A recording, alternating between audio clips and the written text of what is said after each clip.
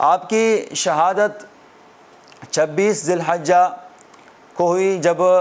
ذی الحجہ کے 4 دن باقی رہ گئے تھے، بدھ کے دن آپ کی شہادت ہوئی، اور آپ کو شہید کرنے والا تھا، وہ جو قاتل تھا وہ ابو لؤلؤ فیروز لعین تھا۔ وہ واقعہ ہوا یوں تھا کہ ایک مرتبہ جو ابو لؤلؤ فیروز تھا یہ حضرت مغیرہ بن شعبہ کا غلام تھا، اس نے یہ کام کیا کرتا تھا چکی کا۔ تو ایک مرتبہ اس نے حضرت مغیرہ بن شعبہ جب ان سے کام کرواتے تھے اور ان سے تقریباً ہر دن 4 درہم میں غلے لیا کرتے تھے، 4 درہم کے اوپر۔ تو حضرت عمر کے پاس آیا، اس نے کہا امیر المؤمنین ان المغیرہ قد اسقل علی غلتی، کہ حضرت مغیرہ بن شعبہ مجھے ایک دن کے اندر بولتے ہیں کہ غلہ بھی پیس دو اور 4 درہم لے کر آؤ، یہ مجھ سے ہو نہیں سکتا، آپ ان سے کہیں کہ وہ اس میں تھوڑی کمی کر دیں۔ حضرت عمر نے کہا کہ اتق اللہ، اللہ تعالیٰ سے ڈرو اور اپنے آقا سے حسن سلوک کرو۔ اور حضرت عمر کی نیت یہ تھی کہ میں بعد میں حضرت مغیرہ بن شعبہ سے اس بارے میں بات کر لوں گا، لیکن ابو لؤلؤ فیروز غصہ ہو گیا اور اس نے کہا کہ ان کا جو عدل ہے وہ تمام لوگوں کو شامل ہے، ہر جگہ ان کے عدل و انصاف کے چرچے تو ہے، لیکن میرے علاوہ ان کا انصاف میرے ساتھ نہیں ہے۔ اس کے بعد اس کو غصہ آیا، اس نے اس غصے کی وجہ سے ارادہ کر لیا آپ کو قتل کرنے کا، اور اس نے ایک خنجر لے لی، اس کو بنانا شروع کر دیا، اور اس کے 2 سر اس نے بنائے تھے خنجر کے، اور اس کو صحیح طرح تیز کر دیا۔ تیز کرنے کے بعد اس نے زہر آلود کیا، اور اس نے پھر اس کے بعد ہرمزان کے پاس آیا، اس نے کہا تم کیا خیال کرتے ہو اس خنجر کے بارے میں، کیسا ہے؟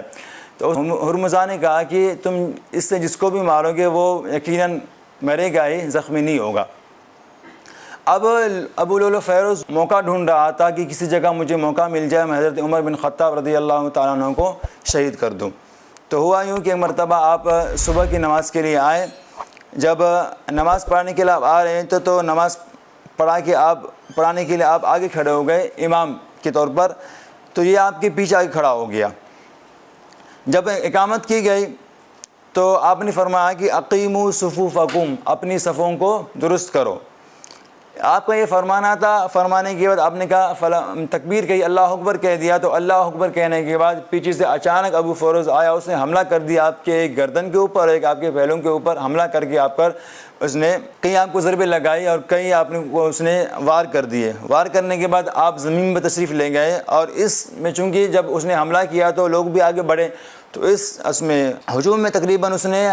جو خنجر مارے تھے تو تقریباً وہ 13 لوگ تھے، 13 میں سے 7 وفات پا گئے اور باقی بچے۔ اس حملے کے بعد